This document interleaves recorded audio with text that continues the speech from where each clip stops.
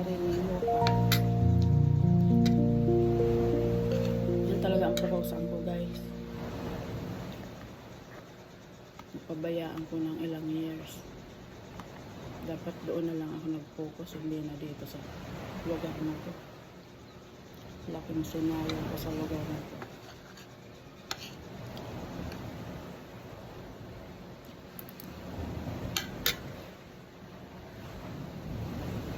Dito mag-isa lang ako. Wala akong kasama. Nabuo yung bahay na to.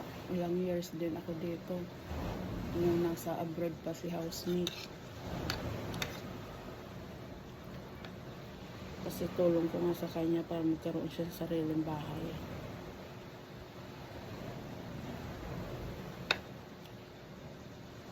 Tipid na yan, ha. Ang diskarte ko niyan para maipatayo itong bahay. Kasi magpapadala siya ng 20. Bibili ko na yan ng materyales. Sunod niyang padala.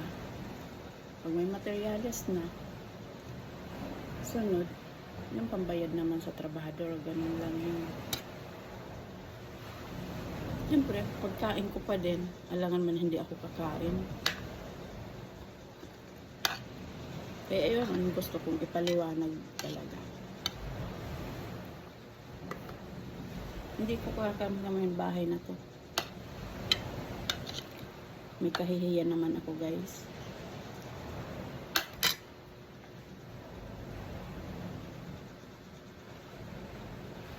Dahil ang ano nila, hindi kami tunay na mag-asawa. Mag-jowa lang.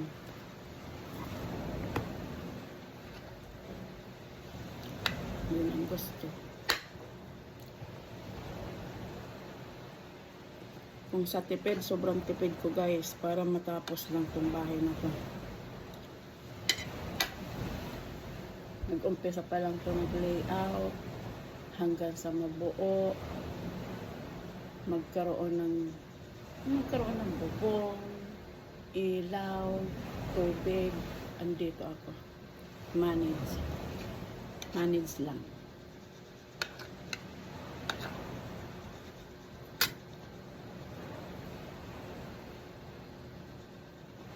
Pero sobra talaga nakakaiyak, guys. Latag akong swerte. Yung pinatayo ko dun sa amin, wala, ganun din ang ginawa.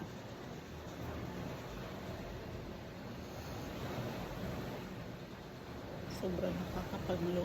Pero lahat naman ng bagay, haram lang naman dito sa mundo. Masyado tayong emotional, guys.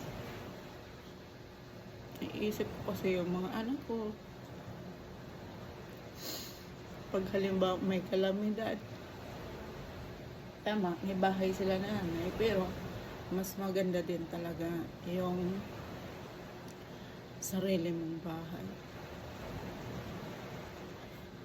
Pero hindi ko na talaga maibalik yun. Hindi ko alam kung paano, kailan. Kaya ako, sobra akong naiiyak. Gusto ko naman magtrabaho. Kaso, may edad na nga ako. Noon bata pa ako, parang wala ako nararamdaman. Pero ngayon, dahil siguro sa sobrang pagod ko, trabahong bukid, pag bakasyon, na bakasyon lang, tapos balik na naman sa syudad, mamamasukan, para makapag-aral yung mga anak ko. Wala. Masalimuot ang buhay ko, guys. Hanggang dito na lang.